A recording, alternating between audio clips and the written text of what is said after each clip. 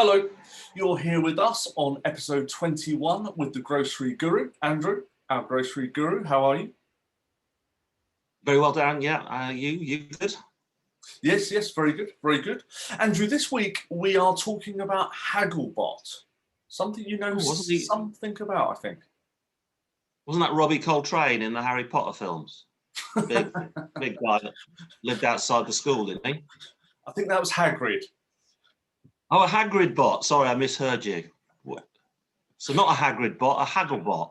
We're talking about Hagglebot. So I've got this piece that I've done some research on with Hagglebot. And what I'd like to do is get your take as the Grocery Guru on what's happening in the world of supermarkets, haggling, negotiating. So I'm going to read some of this out. But before I do, what's your understanding of Hagglebot?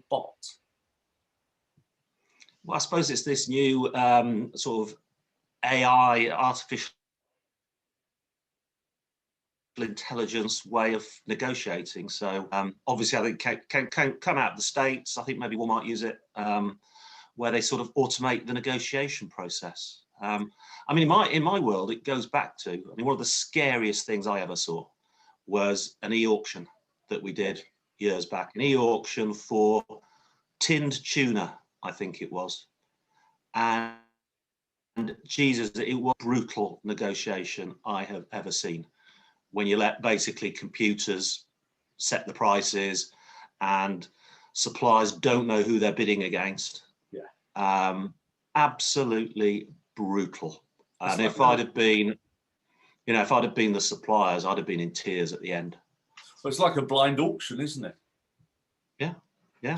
Literally, place your bids, a huge amount of business, so no supplier can afford to lose it. Yeah. And yet you're bidding blind against a computer that suddenly says, no, you need to come down $50 more a ton. So I guess you could call that, I mean, that was, that was serious haggle botting, to use your phrase. Well, it seems to be coming up more and more. Let me share this with you. There is the Olympics for Hagglebots. They're on their 11th year. And it's artificial intelligence pitched against artificial intelligence and or pitched against humans. It tends to be universities. They tend to be, the winners tend to be Turkey or Japan with the best Hagglebots. We're 11 years in, but the first Hagglebot was developed in the 1980s and was called Negoist. Never heard of that. But here's a statement I'd like to share with you and see what you think. Humans have the upper hand, understanding emotion and subject matter expertise, but can falter when there are many issues. Yeah. I mean, if you think about it, when you bid on eBay for something, that's a sort of electronic negotiation, isn't it? You place your bid and then you get told, oh, you've been outbid. Yeah. And that works in a very black and white linear way. But let's come down to our world of food. There's a specification for product. There's delivery times, there's payment terms. There's so many, as we call them, tradables. Yeah. That could you program a computer to get all those nuances?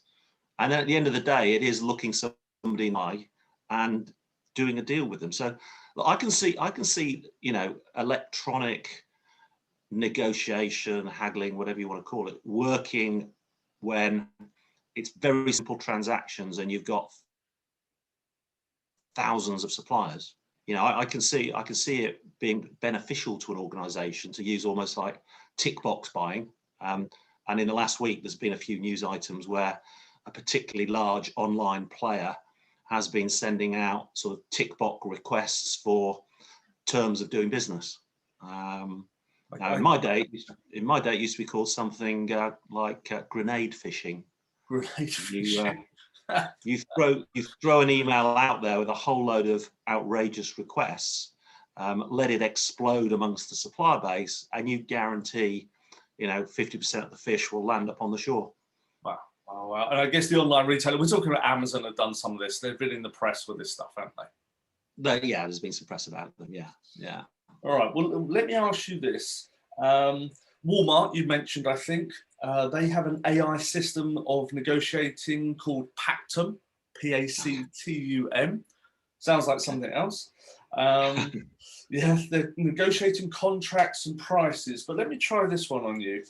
If everything is known, so this is from the AI chatbot Olympics guys, the founder, negotiations should never have to happen at all. You need 0 rounds and the deal is struck immediately if everything is known. What do you think about that? I think they need to get out more. Come on, the world's not like that. I mean, you know, think back to what we used to do. Even if you knew absolutely everything, you'd still ask for that extra few p, wouldn't you? Yeah, you would. You would. I think these guys are wrong. Yeah, well, that's the bit that says. I mean, we've always said, you know, negotiation, and we do an exercise, don't we, in all negotiation workshops. The first exercise we do, and we prove that if you put 6 sets of 2 people doing exactly the same negotiation with exactly the same brief and knowledge, you get 6 different results, because it's generally the person that's the most aggressive, the most pushy, the most ambitious, yeah, the most ambitious gets the better deal. So yeah, computers can do so much, but the minute you stick human beings in the mix, you know, emotions get involved. Some human beings are more naturally aggressive than others. Some are more passive. Some people are just having a good day or a bad day, and change a negotiation. Absolutely, absolutely. Well, here's another bit.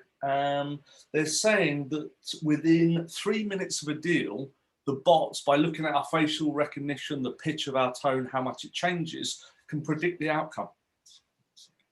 Well, I can imagine that. I mean, you know, anybody that's a card player, you know, the best card players are those that can read their opponent's mannerism, what have you.